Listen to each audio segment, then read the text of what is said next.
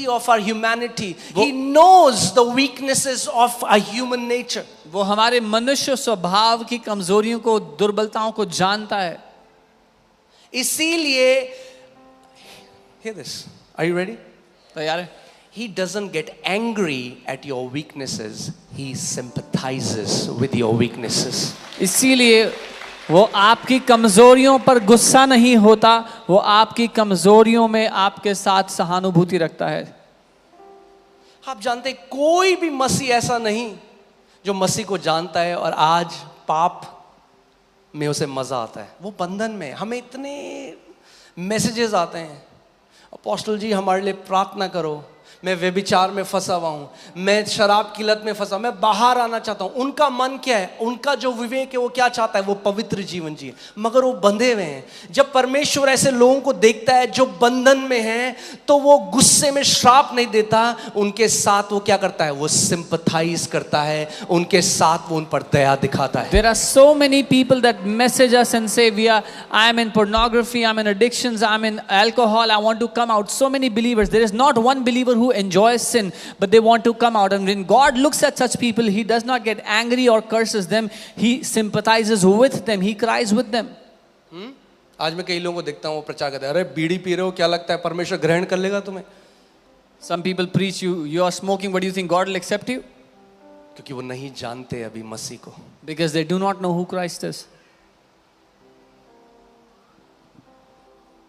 मैं ये नहीं कह रहा हूँ कि मसीह में आ गए तो बीड़ी पियो, फिर से पता चला वीडियो बना देंगे. I'm not saying go smoke because you're in Christ. पर मैं कह रहा हूँ आपके बीड़ी पीने या बीड़ी ना पीने से, आपके गुटखा खाने या गुटखा ना खाने से, आपके शराब पीने या शराब ना पीने से, आपके व्यभिचार करने या ना करने से आप ग्रहण योग्य नहीं हो गए परमेश्वर की नजरों में.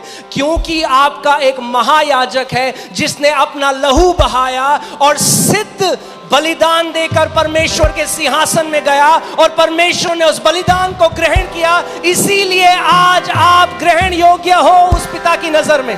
But I'm saying it's not because of drinking or not drinking, smoking or not smoking that you're accepted. You're accepted because you have such a great high priest, and because the Father has accepted that high priest, He has accepted you with Him. Amen. Hallelujah. ये good news है कि आपका एक महायाजक है. This is a good news that you have a high priest. जब कमजोर लगे तो आपको पता होगा मेरा महायाजक मेरे साथ है. When you और feel वो weak, जानता है, वो एग्जैक्टली जानता है मेरे को क्या लग रहा है, मेरे को क्या क्या जो कह रहे हैं ना, लोग कहते हैं जो मुझ पे बीतती है कोई नहीं समझता. जो आप पे बीतती है उससे 10 करोड़ गुना ज्यादा उस पर बीती, मगर तब भी कभी भी वो परमेश्वर के प्रति कड़वा नहीं हुआ, तब भी कभी वो मनुष्य के प्रति कड़वा नहीं हुआ, और वो हमारा उदाहरण है आज. when we say no one understands what I've been through, but what he went through was far worse, but he never got bitter towards God or towards people, and still he is our high priest today. The Bible says he was tempted in all points as we are. Bible कहती है वो हर एक बात में परखा गया जैसा हम परखे जाते हैं. Are you going through temptation today? आप आज किसी बात में I परीक्षा have में a good पड़ते हैं? news. एक अच्छी खबर Your है. high priest has already gone through all these temptations, yet he is without sin.